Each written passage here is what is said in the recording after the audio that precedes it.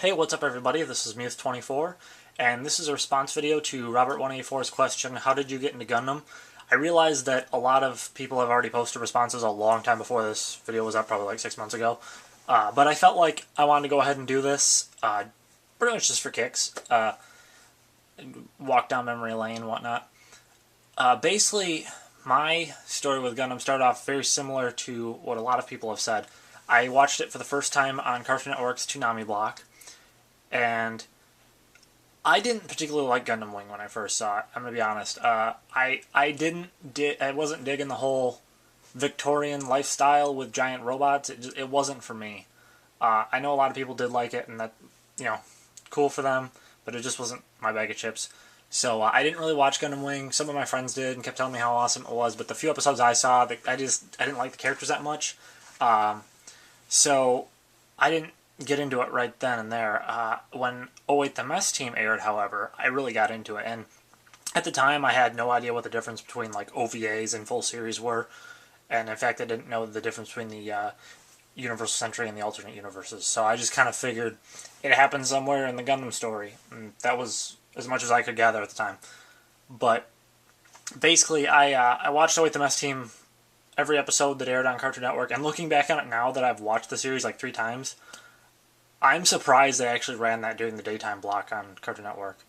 I really am. Like, I know they edited some stuff, but yeah, it's still surprising, some of the stuff in there.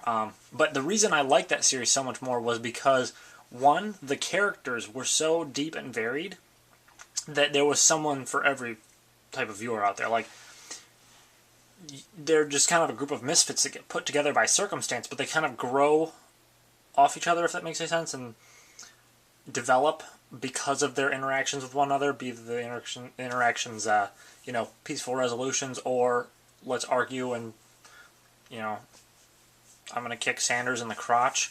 I can't believe Karen did that. That's so cruel. Anyways, the OHMS team also, I was very interested in it and kept with it because of the fact that it provided various viewpoints on it. The original Gundam, it still offers different viewpoints on it, but for the most part, it does kind of paint the picture of Zeons are bad guys, Earth Federation people are good guys. Whereas Oh Wait, the Mess Team showed that Shiro Omada and Aina Sahaline were both archetypical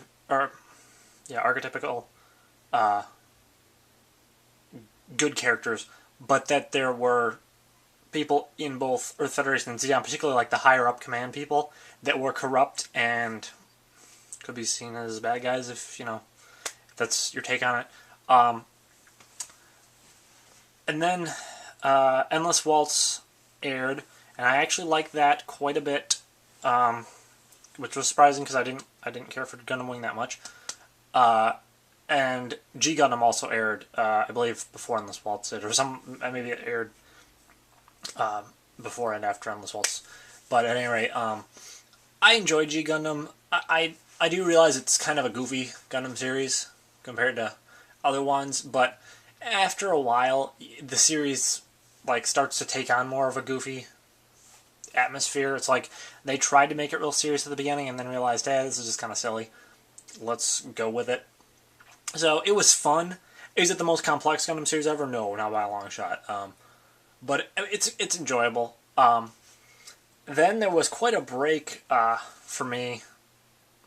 At least it seemed to me to be a long break between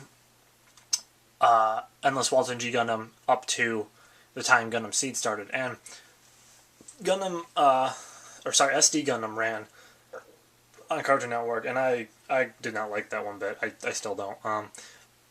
I know it's supposed to be kind of cute and funny, and that's just not what Gundam is to me, so I've just never cared for the SD stuff that much. But at any rate, between the Endless Waltz G Gundam time and the time Gundam Seed started, I did start to collect some of the action figures. I mentioned in the Strike Gundam review that I did of the action figure. I don't remember what they were called. They might have been Mobile Suit in Action figures, but they were whatever ones were released stateside. The smaller ones in the plastic and cardboard packaging that would just hang next to like Transformers and Spider-Man action figures and stuff like that. I collected some of the early Seed figures before the series actually started, or within the first few episodes of the series. I collected a bunch of G Gundam ones. I collected some UC stuff. And it was about that time that I started to realize that there were two different major universes, the alternate universe and the Universal Century story. I really like the Battle Scarred action figures. Those ones were really cool to me. And then Gundam Seed started, and I followed it for a while, and that was when Toonami shifted to like a nighttime block, and it was once a week. So you got a Gundam fix once a week, which it wasn't enough to keep me for very long. I think I watched like 14 episodes or something and then just stopped because I would forget that it was on. And that was pretty much it for quite a while. That was, I want to say, like 2003, 2004, or something like that. And then I moved back home the second half of my freshman year of college. I moved away for the first semester and then decided I wanted to go somewhere closer to home. So I came back, and one day I just thought, I wonder if I can find Await the Mess Team online. I'd really like to watch that again. So I kind of searched around. I happened to find it somewhere and watched a few episodes of it. And then I just kind of like Googled around looking for different Gundam series, and I found Stardust Memory. And it's from what I read about it, it sounded kind of like Await the Mess Team, but in space. And when I watched it, I realized that's kind of what it was. It was one of the more adult-themed Gundam series in regards to the context of the events and whatnot. But at the same time, it was still, cool shoot-'em-up, flary style Gundam to keep the attention of, I guess, younger viewers or even older viewers too.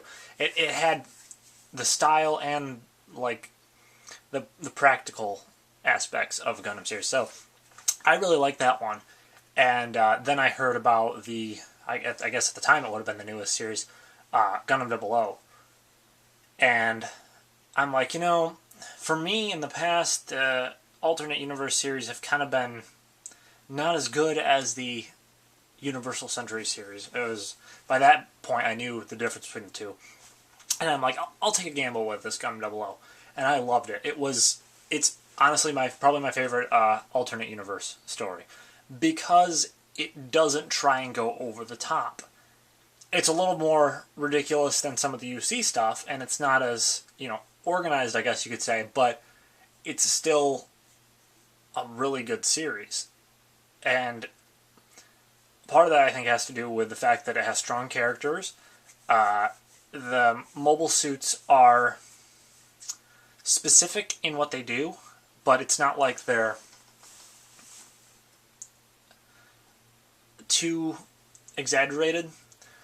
And basically Stardust Memory and 00 were the two that got me back into Gundam about 2 years ago. No, more like a year and a half ago. But it was that was like in the winter to early spring, and then I decided I knew that there were Gundam model kits, so I started looking on YouTube for reviews of them and whatnot, and decided, I have these action figures. I'm gonna get a model kit just to see what size-wise it is and how much posability it has. So I picked up the Aegis high grade, and that was my first Gundam kit. And granted, it was quite a bit more sizable than the action figures I had. But I figured, hey, I can start this up as a hobby. And now it's summer 2010, and I'm starting my third and fourth master grades, and looking forward to the next episode of Unicorn Gundam. I'm kind of watching as many Gundam series as I can as I go.